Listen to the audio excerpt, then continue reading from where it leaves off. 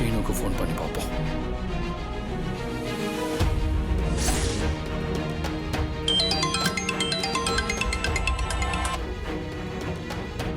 கதிர் எங்க இருக்க? ஹோட்டல்ல 2-3 பேருக்கு ஆக்சிடென்ட் ஆயிடுச்சுடா. அவங்கள ஹாஸ்பிட்டல்ல கொண்டு வந்து சேர்த்துருக்கேன். கதிர், நீயும் தானாவும் ஹோட்டல் இல்லாத நேரத்துல அந்த புவனா போய் ஏகப்பட்ட பிரச்சனை பண்ணி வச்சிருக்காடா. உன்னை ஹாஸ்பிட்டல் இருக்க வச்சது கூட அந்த புவனாவோட பிளான் தான். கதிர், நீ பாரு, நீ ஹாஸ்பிட்டல்ல இருக்காத, நீ உடனே அங்கிருந்து கிளம்புடா.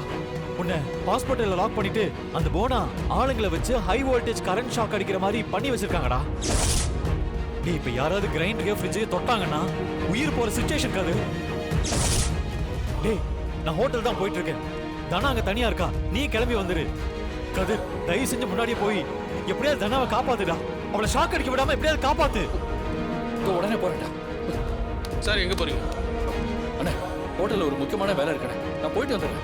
சார் நீங்க இங்க இருக்கணும் சார். நீங்க இல்லன்னா இங்க தப்பாயிடும் சார். இங்க இருக்கணும் சார். அண்ணே, நான் போயிட்டு வந்துடுறேன். போறேன்னா பிரச்சனை ஆயிடும். கொஞ்சம் சார் புரிஞ்சுக்கோங்க. நீங்க இங்க இருக்கணும் சார். சார் சொன்னா புரிஞ்சுக்கோங்க சார். அதான் இருன்னு சொல்றாங்கல்ல. சார் அங்க போய் என்ன கிழிக்கவா போற?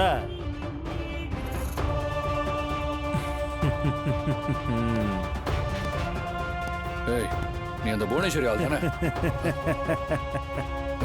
ஏய், அப்ப நீயும் புவனேஸ்வரி ஆளா? தெரியுது இல்ல. உட்காரு. போ உட்காருடா. டேய் உட்கார்றா. ஏய்!